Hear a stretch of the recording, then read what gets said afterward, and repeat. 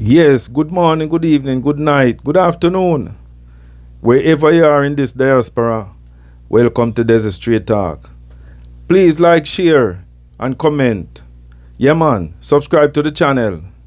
See? Yes. Well, tonight, me have a rather interesting story, video for share with you guys, See? Yes, man, it's a man and woman story. See? Someone wanna listen the video right through. Yeah, man. Just listen it right through to the end. And more if you hear in a comment on it after I watch it and thing. See? Me I tell you say it's a rather touching video still. See? Boy, me have a kind of go now little thing still. Similar to where me I gonna make on watch the video. Me have a virgin one time where come to me and say, boy, Desi, what you know? Me meet a girl, and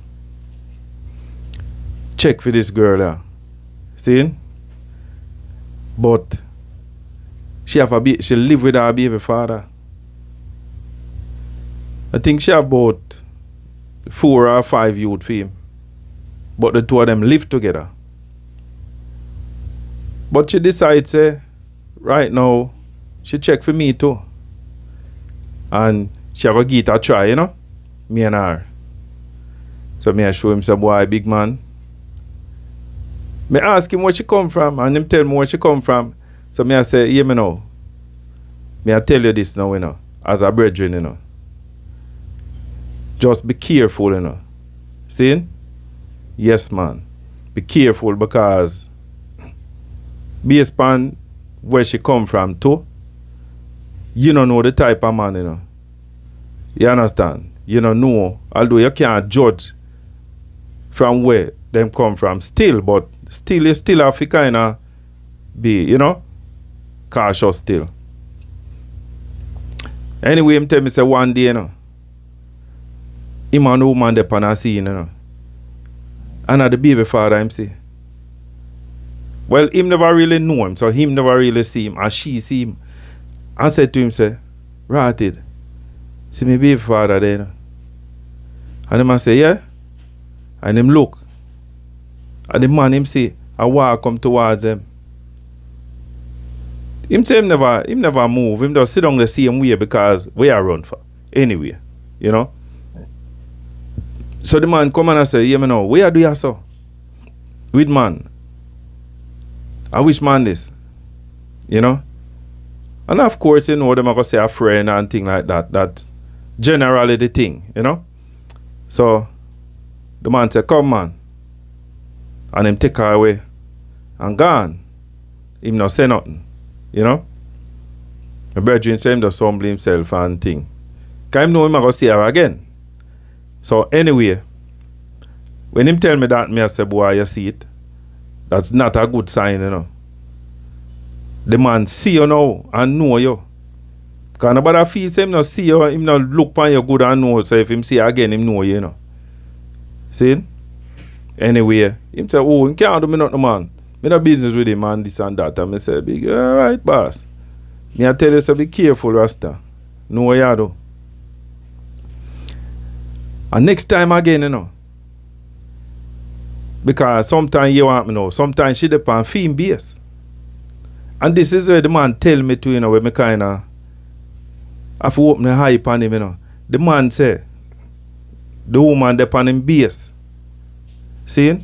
And the man a call on her phone. And him take the phone and answer it. What a thing. Eh? The woman baby father call her down to find out where she there. And you take the phone and answer the man. So I say, what you said to the man? Him answer it and say, we are call on the phone, so man. We are call her so far. Eh?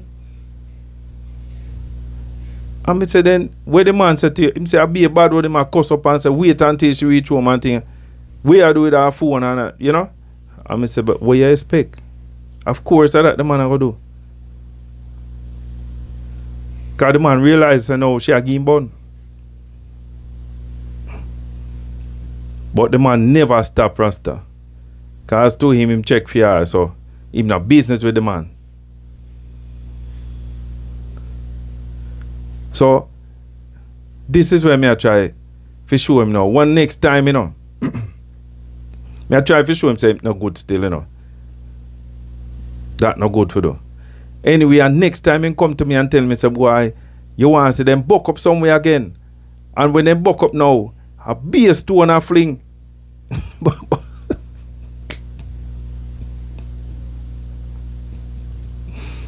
Him a fling stone half time. The two of them a fling stone after them one another. And me say, what kind of madness this boss, man? Me say, big man, leave that woman alone, you know, because you know what? Our baby father, when she live within a Rasta. You think if anything happened to him, if you do him anything, people are going to sorry for you, Rasta? I say anything, them are going to say you're wrong. I do my baby father. And me I tell you, say, him never stop this, so.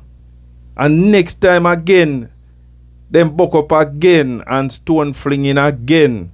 Boy, me I tell you, Rasta, me I tell you, say, you see, when you can't hear, them say when you can't hear, you know, you must feel, you know. And I'm not joke saying that, you know. You cannot hear, you must feel. And me I tell you, say, the man them buck up again. Same stone flinging again, this time at night, you know. Uno a fling stone off one another in a night. And then he tell me, say, one night time he fling a stone, you know, and him know him know it connect, you know. Because he hear the man ball out, you know. What you think happen? The man fling a stone and lick the man in the eye, you know, man. Lick out the man eye, you know. Well, him never know, say, lick out him high damage still. See, until about 2 days after, you know, the woman him say, you know, I come check him, you know, and tell him, say, big man, you know, say, lick out me baby father eye. And one eye him have now, you know. And me say, Papa Jesus, when the man I tell me, I say, big man, look how me I warn you if you leave that alone and stuff. And you find, say, the thing gets so dangerous and the man know. Find out, say, boy, you deal with him baby mother. And whatsoever. Leave that alone, man. Take your time and take with yourself, man. It's not a healthy thing, that not good. The man never stop until he lick out the man I Rasta.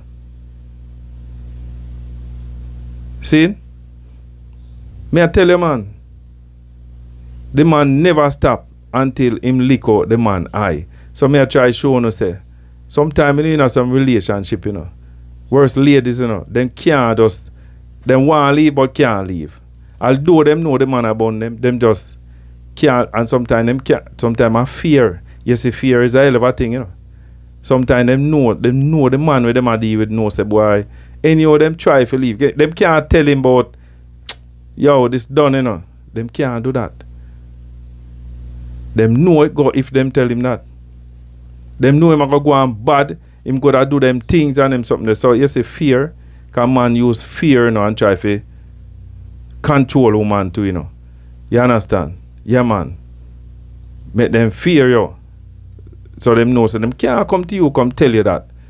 And worse, although you know, say, him have a next woman out there, you still can't tell him that, because, oh, him have to go on bad. And him go to do your things too. So it's not easy for a woman still. Sometimes it's not easy for man neither. Because you have some woman domineering them way they too, you know. You fear, and if you can't tell them that, you know. I've made them find out, you know. See, I have a next woman out there, you know. Then terribly, you know. See? I'll do the wrong thing still, you know. But you can't make them find out about that.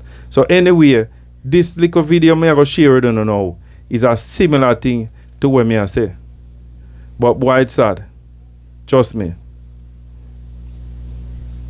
Yeah, man, it's sad. So I want to listen. Listen the whole video. See? And leave a comment and tell me what you think. And you can call me too. For share for no story if you don't have any story near that. Any story at all you have. Any life story. See? I'm going to leave a number to call me. 905 929 1968. Yeah, man. Call me on WhatsApp or send me a text. See? So like up the video, share the video. That's more people can see it and learn from it too. Yeah, man. And subscribe to the channel. So listen, this one is interesting. Yeah. On July 20th, 2002, you were 23 years old when you mixed up Clorox bleach with red lye and tossed it in the face of 30-year-old Sabrina Greenlee. She is now blind in both eyes due to the acid mix that was tossed in her face. I believe she's burned as well on her chest. She's had to go through multiple surgeries. You were sentenced to 20 years for assault and battery with intent to kill. This was all over a boyfriend that you both shared. Okay. He was not charged, surprisingly. Okay. And I have questions about that, and we're going to discuss that.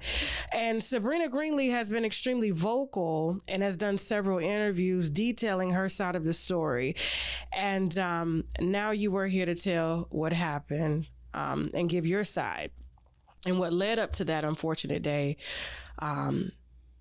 And what happened on that unfortunate day, as well as how life has been since you've been released, because you just served 20 years and you've been out 2 years, correct? 2.5. 2.5. Mm-hmm. Okay. May 1st will be 3 years.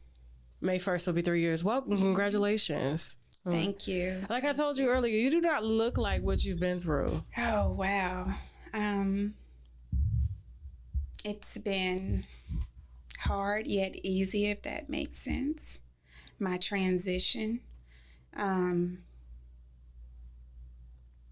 things that I wasn't expecting, coming home, because I have been gone for so long.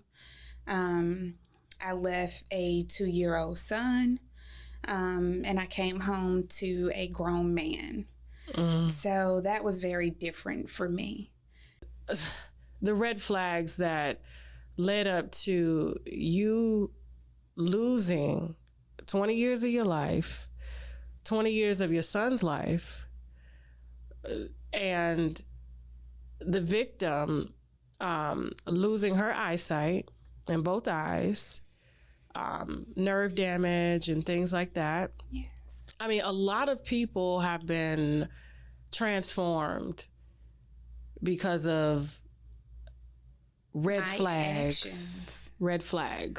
But see, here's the thing though, and I know, yes, and I'm not trying to go around like your actions, because at the end of the day, it's like, once we turn 18, and hell, they're charging us a lot younger now. You can be 10 years old, and if you commit a crime that hurts someone, they can charge you as an adult, even though you are a child. When you do that, and your mind is still not developed. And so in at 23, you were a young mother. The victim was much older than you. She was 30, mother of 4, a lot more experience on you. You guys were dating the same man. He's telling you one thing, he's telling her another thing. And that's ultimately what led up to the events that happened that day. And one night, my best friend and I, we went to Applebee's and we were headed to the club. And I met Anton, the guy that's involved in this. I met his sister, and we became really close. And do you mind saying Anton's name on camera, or you just want to leave that off? Because I mean, when I read the victim Sabrina Greenlee's account of things, And when she said that, you know, when the mixture was tossed in her face, he took her, put her in the car, and drove her to a gas station in her car, left her there at the gas station.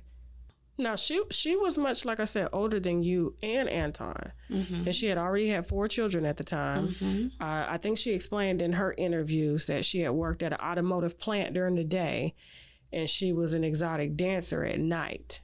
So she said she was working 2 jobs to take care of 4 kids. And so, and then she explained kind of like what led up to the incident, but she never gave any background. But she does consider herself a victim of domestic violence, because this is sort of kind of in the domestic violence range, where you have 2 women that are dated the same man, and you guys are fighting as a result of the relationship with him. You know what I'm saying? Because otherwise, I do.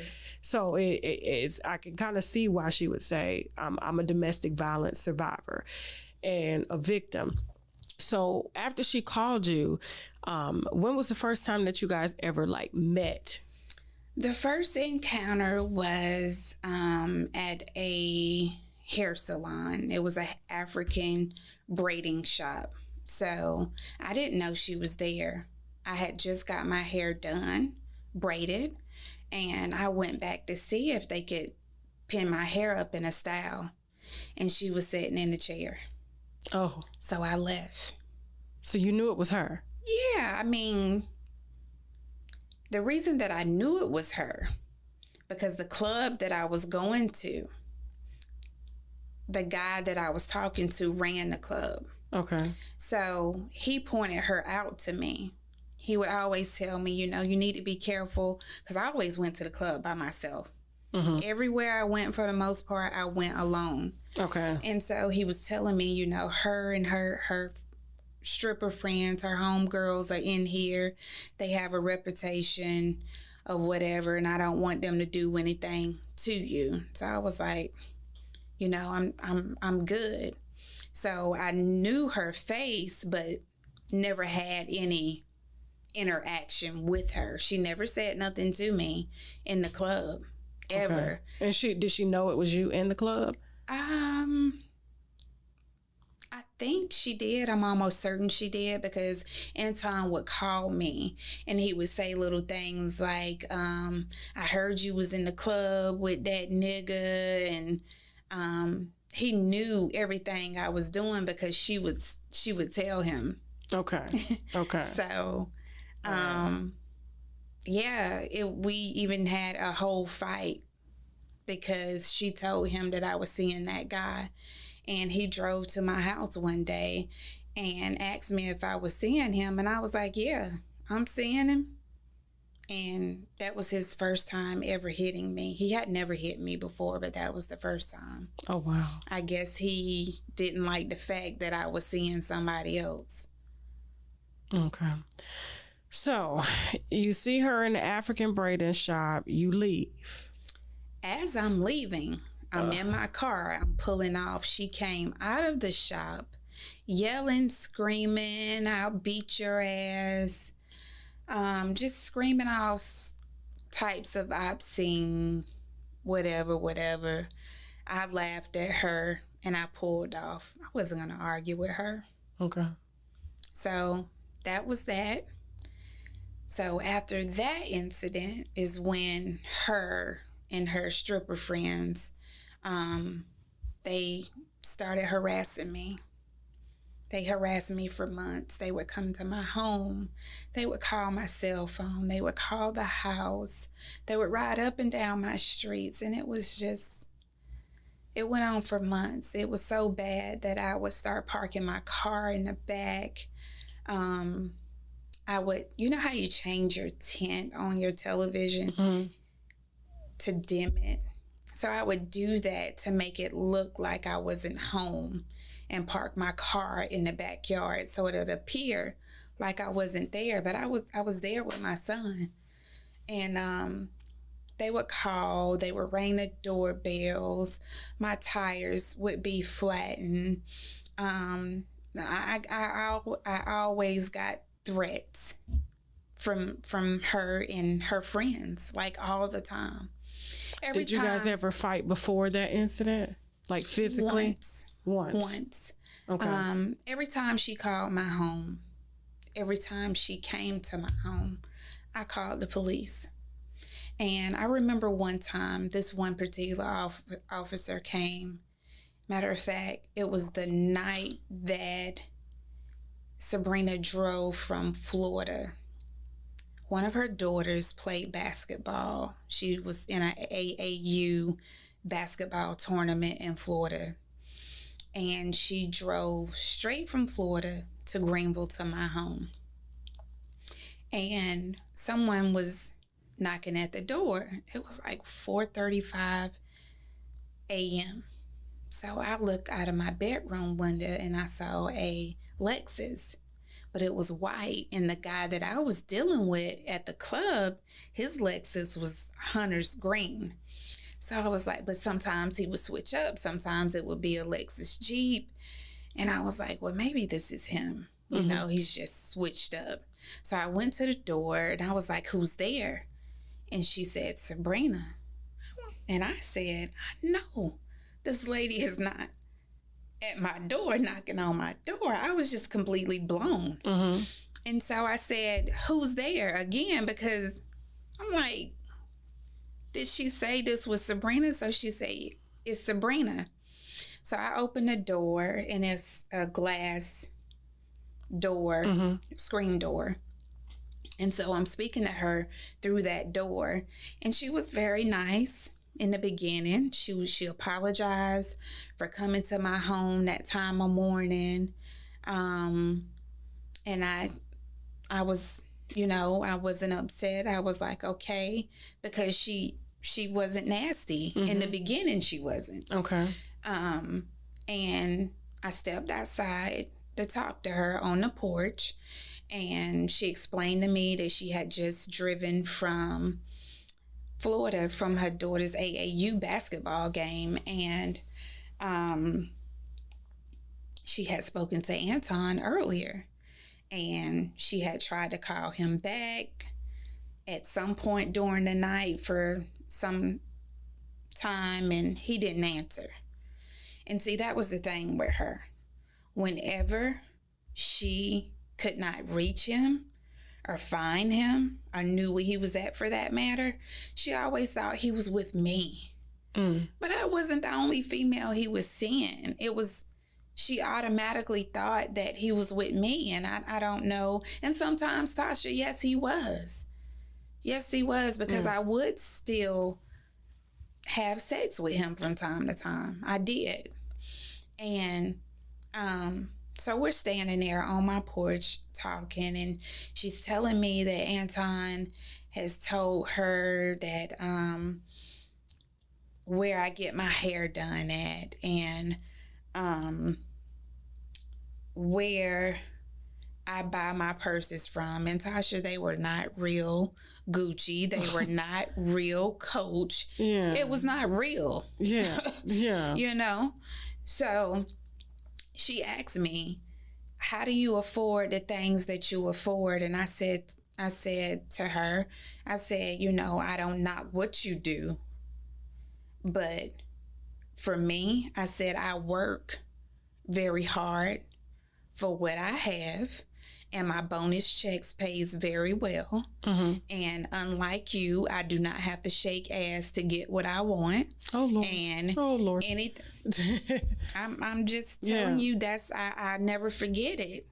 These are things that I have played back in my head for so many years, so I never forget it. Okay. Verbatim, So this is what I said to her. I said, and I said to her again, not to knock what you're doing. I just choose not to do it.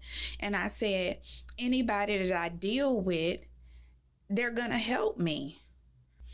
And the day of the incident, I had to work 4 hours. It was on a Saturday. And I went to work. First of all, I took my son to his godmother's house. I was going out of town when I got out of work. And I got a call from a local phone number. And I answered the number, and it was Anton. And I said to him, I said, where are you? He said, I'm at school. I'm getting ready to leave school. I want to take you out. And I said, take me out with what? You don't have any money. Mm. And he was like, I have money. And I said, well, where did you get money from? And he said, Sabrina gave me money. And I just shook my head. I said, you know what? I said, no. And so I said, I'll call you back later. He was like, no, are you going to go out with me? I was like, no, I'm leaving and I'm going out of town. And I hung up the phone. So he kept calling back until I wouldn't answer. And so I got an in-house call, and it was the security guard downstairs. And he said to me, Miss Grant, you have a visitor here. And I was like, so who's here to see me? So I logged off. And this is while you're at work. I'm right. at work. Okay. So I log off. This is a debt collection agency. And I go down to the lobby, and it's Anton causing a whole scene.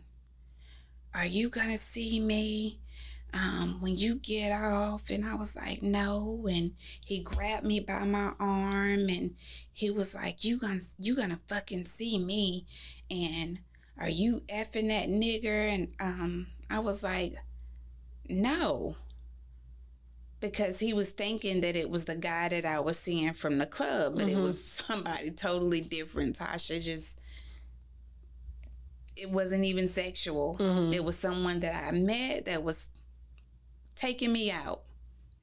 But I didn't feel the need to explain that to him. He wasn't my man anymore, so I didn't go into the details. I just told him I was going out of town and I wasn't going to see him, and he didn't want to hear that response. So he's pulling me by my arm, and I'm begging him, do not make a scene on my job. I said, I need my job. I need my job. This is the way I said it to him. I need my job. Please do not cause a scene on my job. And he said, are you going to see me after work? And I said, yeah. And so I left. He left. I went back upstairs, and I don't know, I just had this weird feeling, and I was kind of avoiding leaving work for whatever reason. And so I got off at 12, and so I just kind of stalled around till about 12:30, hoping that by the time I got off and got back home, he wouldn't be there.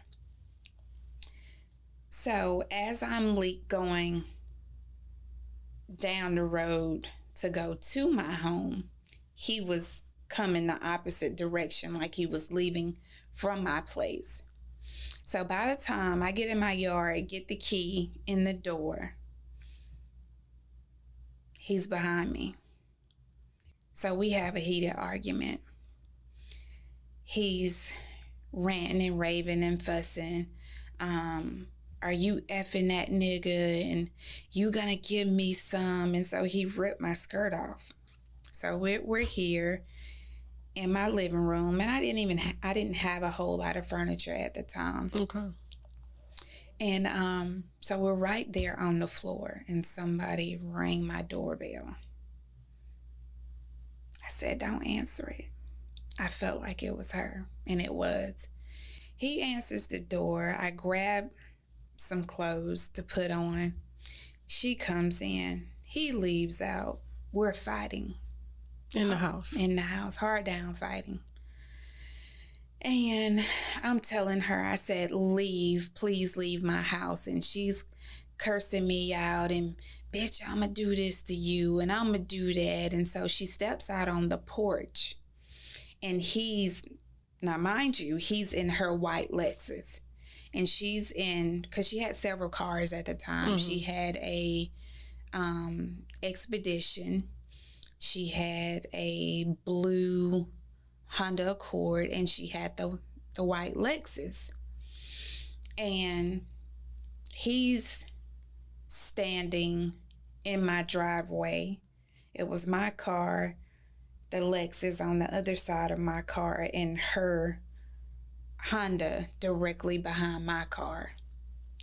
So he's at the Lexus and she's on the porch screaming and yelling at him, cursing him out. And I'm telling her to leave, and she's cursing him out and she's cursing me out. And I said, Sabrina, leave my house. Leave my effing house. And she wouldn't leave. And so she came like she was going to rush back in again. So I ran to the kitchen and I grabbed this cup. It was a stakeout cup, a restaurant that they had in Greenville at the time. And grabbed the cup. It was a big, tall cup. And I added a little bleach and some hot water. The hot water in my sink was extremely hot. So in my head, I'm going to throw this hot water on her. Completely forgot, Tasha, that weeks prior, I had my garbage disposal was stopped up. So I bought Red Devil Eye in a canister, like Drano, to unclog the garbage disposal. And it was very little left. So I poured it up in this cup and I said I used the rest of that at a later date and left it there on the countertop. So it was like a red cup with the red dye in it? No. Oh, okay. It was a stakeout cup. Oh, stakeout. Stakeout was a restaurant back in the day. Yeah, I remember so it was that. the big tall stakeout cup. And it couldn't have been that more of the Red Devil Eye Drano left in the original container. So I was cleaning and I poured the rest of that up in that cup and threw the container away. And I left it there on my countertop with the rest of my cleaning supplies. And like I said, I grabbed this cup, added the hot water to it, and put bleach in it. I don't know why I put the bleach in it, but I did. Yeah. And went to the door. She was standing there, cursing him out. And when I opened the door, she cursing me out, and I threw it on her. And time I threw it on her, the way that she screamed, the way that she yelled, I knew I messed up. Because it wasn't your normal type of scream. It wasn't normal. I knew I messed up. I ran, I got the phone, I called the police, I told them what I did.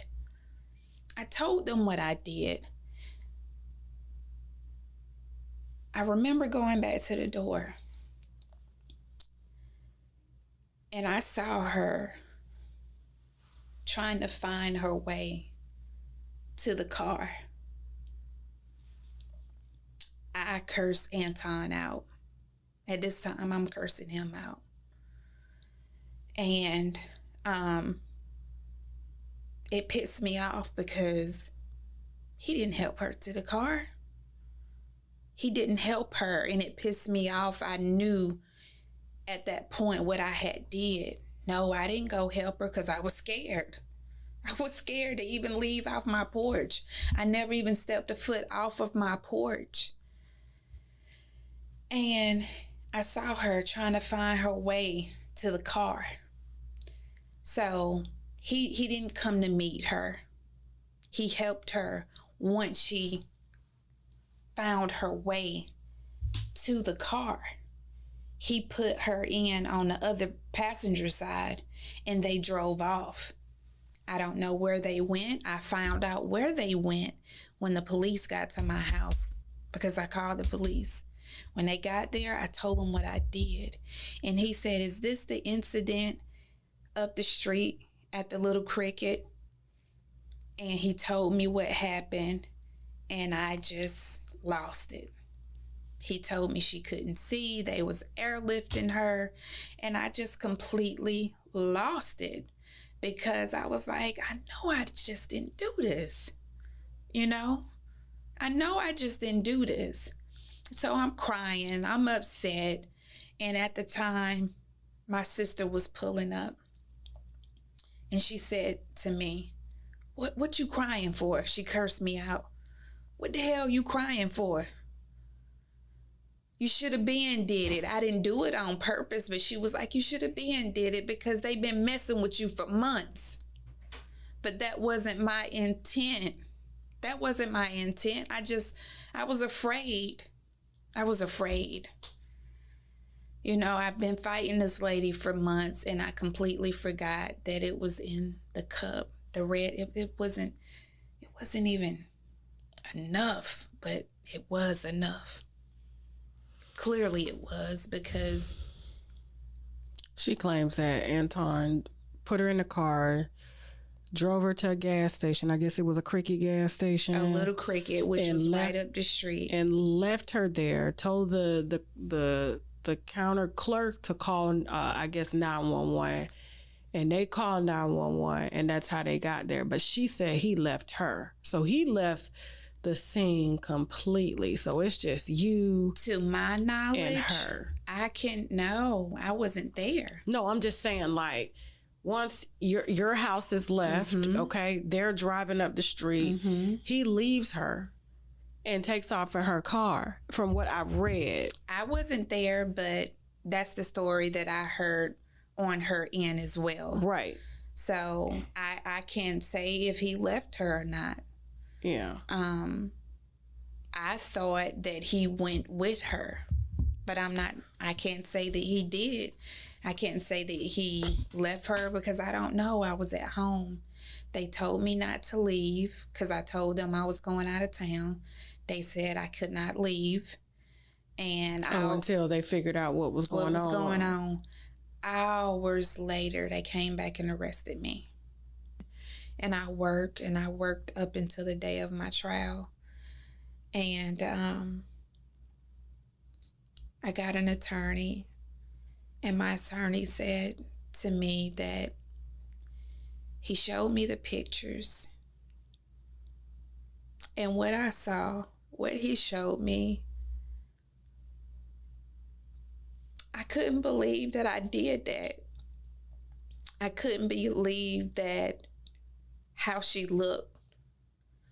I mean, both of you guys, like, Very, when I look at, like, very beautiful lady. Yeah, no, I'm saying she's still beautiful. Still is. She's To sti- me, she is. Yeah, no, she's still, like, for someone who went through what she went through, I think she is. she's not, like, you could tell, like, she's beautiful now, even as an older woman. She's clearly, like, in her 50s now, and still has a beautiful shape, beautiful face. She still takes, care of herself. And like I said, when I saw you, you don't even look like what you've been through. Here.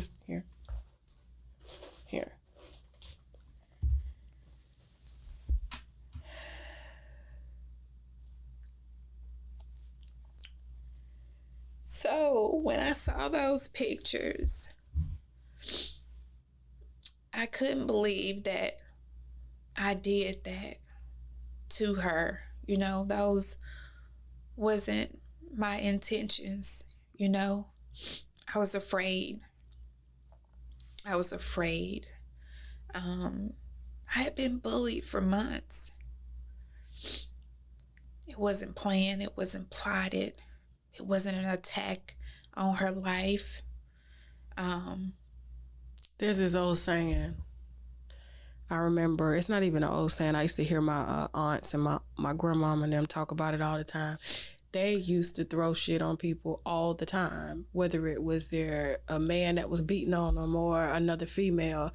I remember hearing my mama one day talk about, like, there was a girl, she couldn't get off her, so she took sand and threw the sand in the girl's eyes. And so it was always hot water or bleach or chemicals and things like that. And so, it was kind of something that in the deep South. I remember my attorney telling me that, not verbatim in those words, but he was saying that was something that they used to do in the older days. Yeah, but it was definitely not an attack on her life. Because they did charge you with assault. With intent to kill. With intent to kill. And it's like... Yeah. I did not Are try they to kill saying her. that it could have killed her though? Oh, yes, for sure. I didn't even realize it until the trial, listening to the expert witnesses, the doctors, and it So they basically said it was premeditated, is what they were trying to say. that never came up. Okay. It never came up. Assault with intent to kill, you have to prove that it was malicious. This is what I believe, because I played it back. I didn't understand it. I had all the evidence. I had never been in a situation like that. So my homeboy came. He called me the next day I was released. They came from Atlanta. They posted my bail. And he said to me the next day, I left Anderson with my son's father. I met him. I didn't have to be to work until I think 10 or maybe 12 o'clock. I can't remember. And I met him at my place, and he said to me again, he said, you got to move. You can't stay here. They keep driving up and down your street. He said, but I want you to stop it. It was a Eckert's up the street. And he said, I want you to get a disposable camera, take pictures of the crime scene. That's what I did.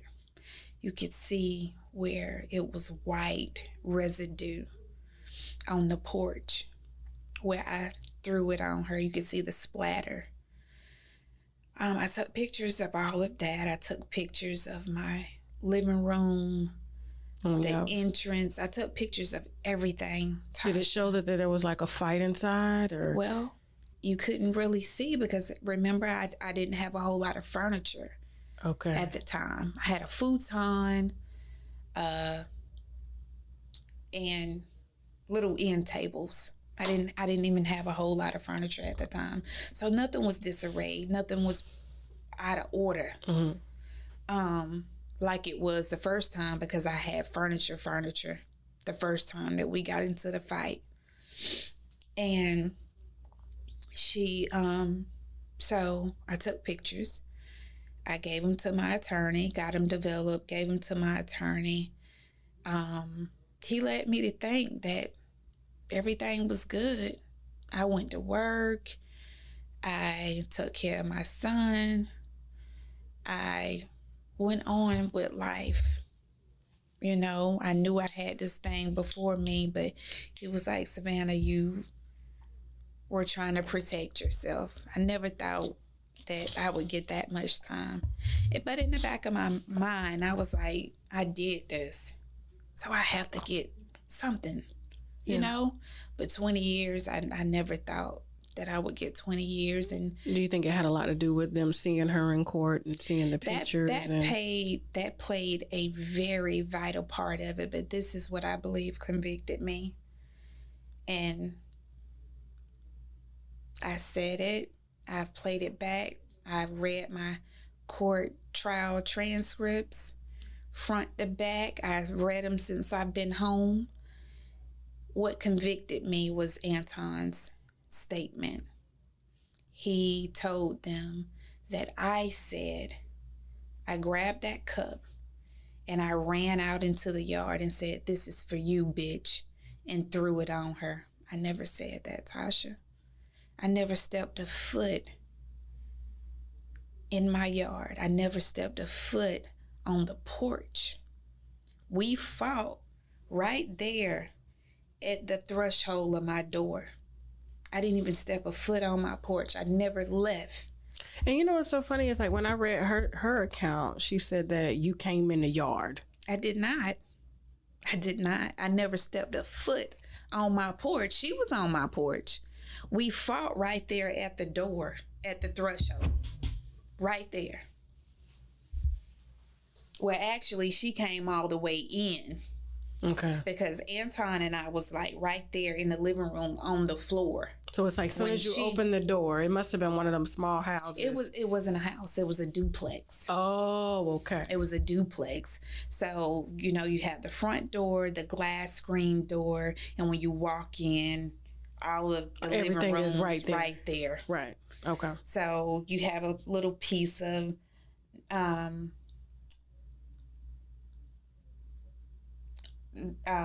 something right there on the threshold, and then it's the carpet, but everything is right there together. Why would?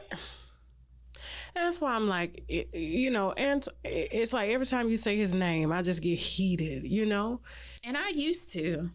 Especially when you read them court transcripts and he says, you and he had- just blatantly lied, like, this is for you, bitch. Like, You don't that know sounds how like that some made shit. me feel. I was in love with this guy. You was in prison. Anton had a life sentence, Tasha. He had a life sentence. He did 8 years, and his case was overturned. He knew how it felt to be in prison. Now, and for years, I wanted to know why. I still want to know why.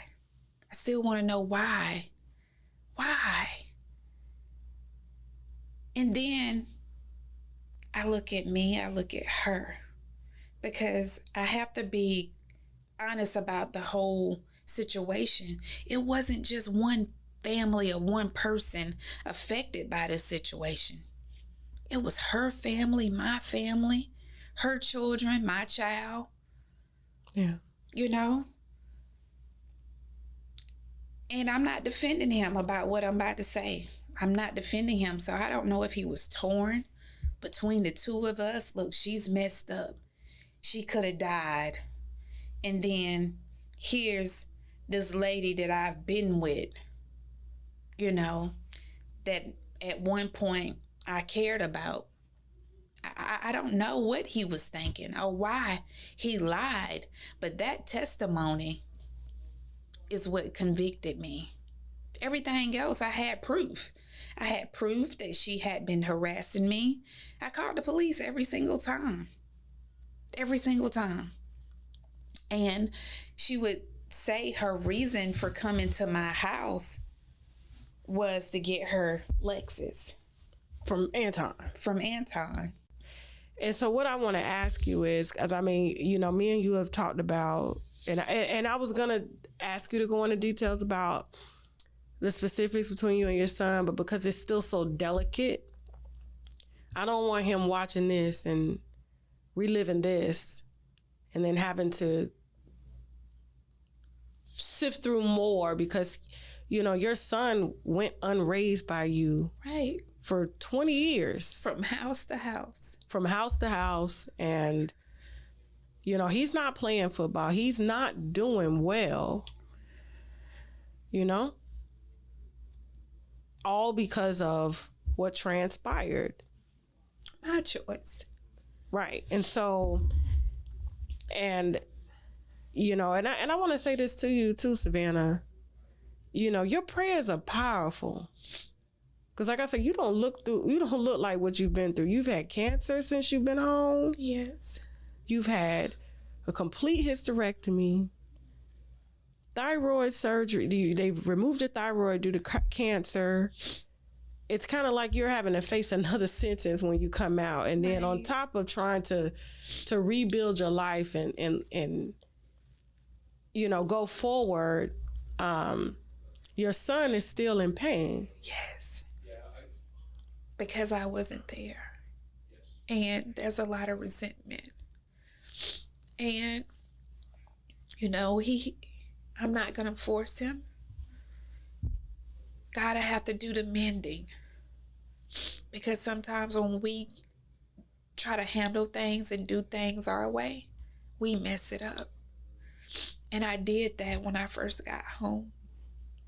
And so now I'm just going to let God do what God does and do the mending because I know he is. I know he's working it out right now. So it will get better. I know it will. And whatever is going to have to take place for him to get his healing, it will happen. Okay, we're good. And I just want to say, like, the empathy that I have for you, as well as the empathy that I have for Sabrina, because like you explained it, everybody was affected because of this. Everybody was, not just her and her family, but so was mine. Yeah. So was my son. So was her children. Not only that, like, this happens a lot with females. This hasn't just started, you know, and that's why I'm so mindful of, in particular, no, I'm not afraid to be in a relationship. I'm more mindful. And what I've accepted and put up with in the past, I'll never do again. So, and if it means that I'm going to be by myself until I find that person that's going to honor me and respect me and treat me the way that I should be treated, then I will be alone until I meet that person. But this happens so often. We always get mad at the other woman and not the person that's truly at fault. You know, you don't never see the females, you know, confronting the dudes. But yeah, they may confront them. But for the most part, it's the two females fighting. It happens so often. So often. And I just, it's at this point, it's not about Sabrina. It's not about Savannah. But it's about the issue at whole. Because once you do a thing, Tasha, you can't take it back. I can't take back what I did. And relationships are so short-lived, especially with men. Mm-hmm. You know, so short-lived. And it's like you fall out of love. I think back on the guys that I was getting into it with females about, you know, and it's like, I'm like, how could I even subject myself to that? And I would have never had any sort of issues with a female had it wouldn't have been for this particular individual lying to both of us. And when feelings, and when you're young and you're in love, mm-hmm. And then on top of that, you know how rare it is to find men who understand the biological physiology of like how a woman is built. Right. That adds on to it. And so and it's usually the guys that don't have nothing to offer because they got to have something that's going to keep you around. It's not their money. It's not their cars. And so they put a lot of time into knowing how to please you mentally, spiritually, and sexually. Mm-hmm. And it's like that and at the end of the day, when you take away that, it's like, what do you have? You know? And you know, and so like I commend you for just being woman enough to still, like, even though people still, you know, talk about you and, you know, they're harassing you on social media because this story just keeps coming up and up, and you haven't gone from platform to platform to do an interview and get on here and just, you know, you're like, listen, you know, what's done is done, and it's extremely unfortunate. Yes. And nothing that you're gonna say or do is gonna bring back Sabrina's eyesight, is going to undo the pain, the things that she's gone through, and vice versa, because your family and you have been tragically impacted by this as well too. And Anton, where is Anton? What is he doing now? Based on what I've heard, he lives in Philadelphia. He's a truck driver. I'm not really sure. Okay. At some point, I need to know my why. Today, I feel like who I am today, I would be able to have that conversation with him. I just want to know why, you know, why did you say that I said, "This is for you, bitch." You lied on me. It never happened that way. I mean, I think it was just in his DNA to lie. And he probably don't even remember the lie. And he probably doesn't. You know, He like, probably doesn't. But you know, when you have liars to that degree, you can't expect nothing from them but that, you know. Mm-hmm. And I just kind of wanted to know where he was and what life was like. But I know you've apologized during the interview and things. But is there anything you want to say to Sabrina and to her family in closing? yes, for sure. Okay. Well, this is your camera right here. Okay. All right. Take your time. I'm not going to rush you. First of all, to her children, I don't know their names. I know that it was hard for you guys. I know as a parent, as a mother myself, what you experienced was hard. And I apologize for my wrong, for what I did, for making your life harder than what it had to be.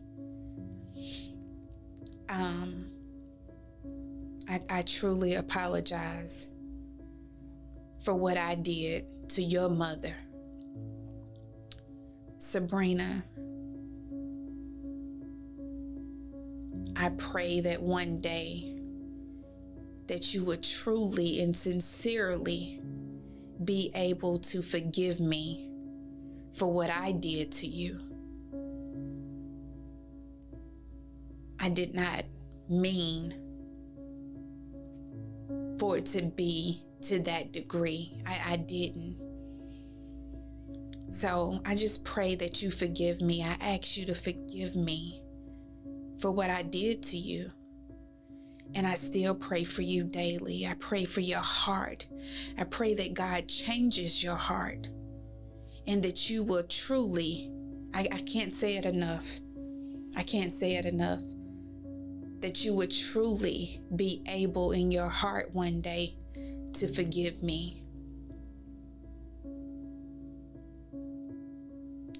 So I just ask you to forgive me, to you and your family and everyone in your family and around you that was affected by this.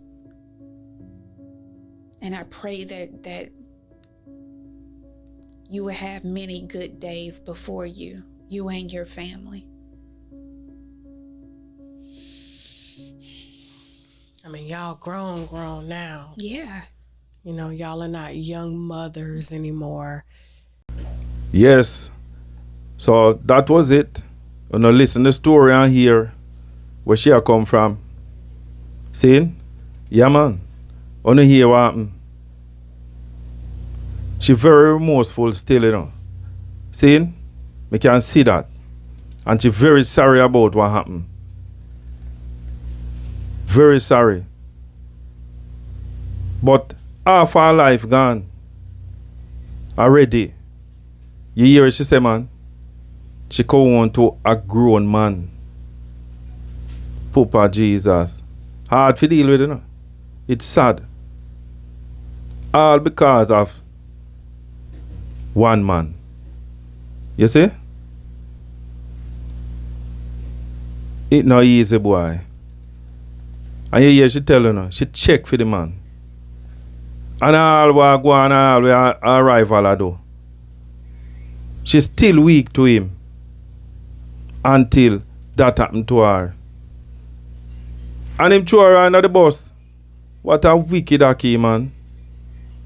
You see him throw her under the bus, man. You hear what she say? A film statement convict her. It no must be still, you know, but she within herself, he say, because him said that. why them really give her 20 years, you know. It wicked. Anyway, that was Desert Straight Talk. More story coming. More stories. Yeah, man. More stories coming. So listen for part 2. Yeah. See? Please like, share, comment, and subscribe to the channel. I'm want you to comment on this one. Yeah, man. Let me know what you think. All right. One love. Peace out.